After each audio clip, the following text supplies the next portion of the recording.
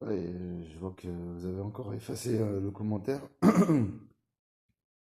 où Jean-Paul il insultait de pédophiles gratuitement comme ça, donc en disant qu'il chiait sur tous les catholiques et que je pouvais aller sucer faire des pipes à mon curé de campagne.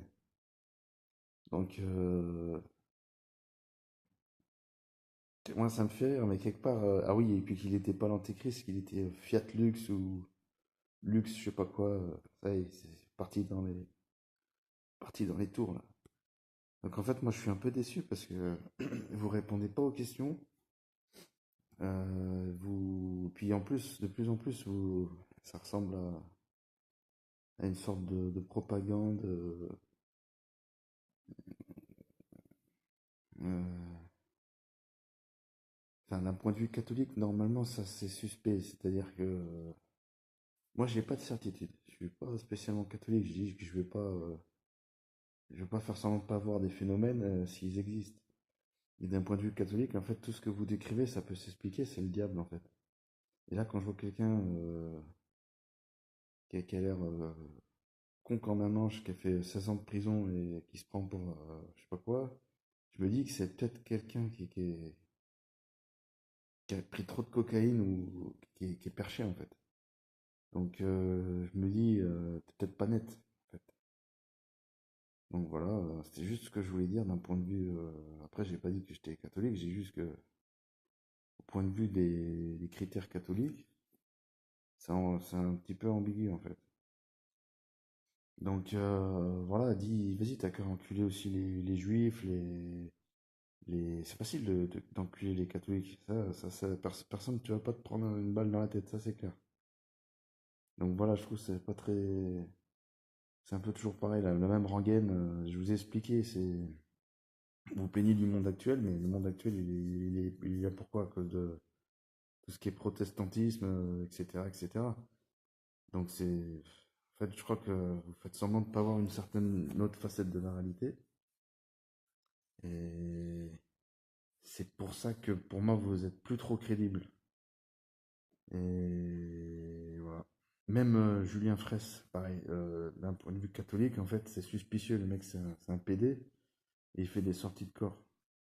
Donc normalement, c'est bizarre. C'est-à-dire que c'est peut-être grâce. Ça peut pas être.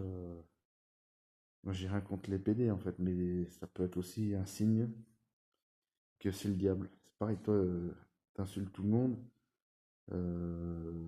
t'as fait de la tôle, t'as pas l'air d'être t'être repenti, on dirait. Donc peut-être que t'es aussi possédé par le diable en fait, d'un point de vue catholique. Donc voilà quoi, c'est juste comme ça. Euh, vous répondez pas aux questions et en plus vous avez peur de. Enfin, vous voulez démolir Jésus, il n'existe pas, pas de répit, on s'en fout.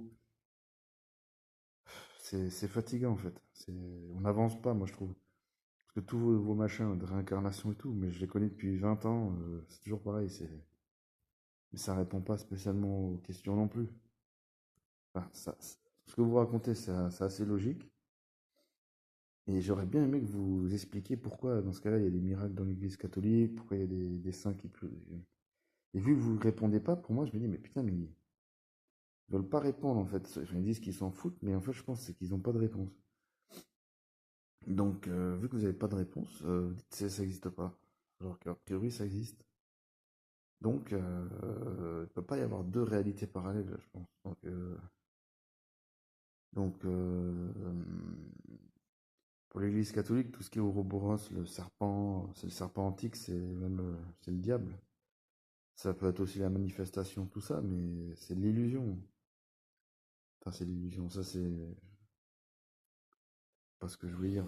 C'est pas. Enfin, il doit y avoir des ponts entre les deux traditions, mais bref. De toute façon, vous répondez pas aux questions, on n'avance pas. Voilà.